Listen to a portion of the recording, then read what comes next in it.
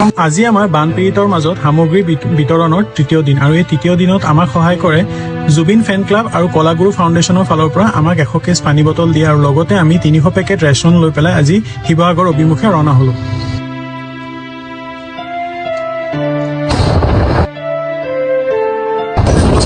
আজি আমি আছো শিৱসাগৰৰ বাহৈটিঙৰ দুৱাৰা চুকত আৰু আজি আমাৰ যি ৰিলিফ 3 নম্বৰ দিনাখনৰ যিটো আমাৰ ৰিলিফ এই ৰিলিফ লৈ আমি ৰেচন আৰু পানী বটল লৈ বিস্কুট লৈ আমি ইয়াত পালোহি আৰু আমাক আজি সহায় সহযোগিতা আগবঢ়োৱা আমগুৰিবাসী ৰাইজ আমাৰ বন্ধুবৰ্গ আৰু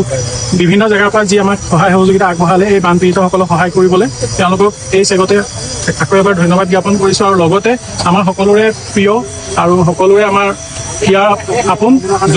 জুবিন ফেন ক্লাবৰ ফালৰ পৰা আমাক আৰু কলাগুৰু ফাউণ্ডেশ্যনৰ ফালৰ পৰা যি আমাক 100 কাৰ্টন পানী দি সহায় কৰিলে তাৰ বাবে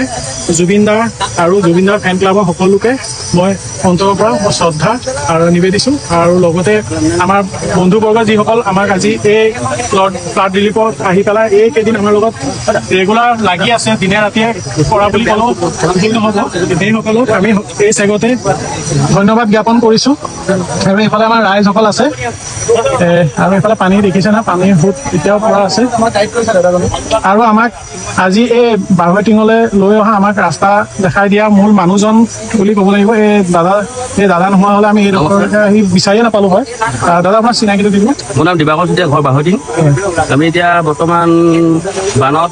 আমি বহুত বেয়া পৰিস্থিতিত জীয়াই আছোঁ মানে বুধবাৰৰ পৰা বান আহিছে আমাৰ ইয়াত বুধবাৰৰ পৰা আহিছে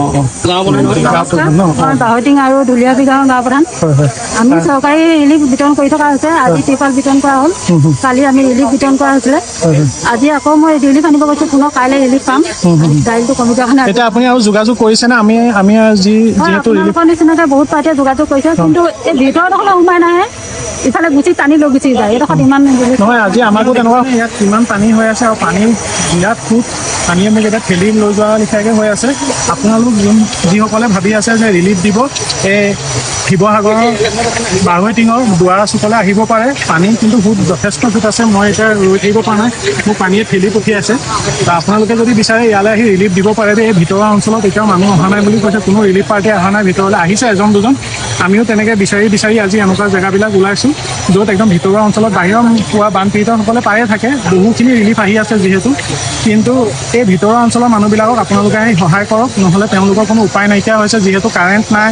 ইয়াত ভাল খোৱা পানী ব্যৱস্থা নাই বা ৰেচন আদি পাবলৈ তেওঁলোকৰ বৰ কষ্ট হৈ আছে ওলাই যাবই নোৱাৰে যি পানী সোঁত দেখিছে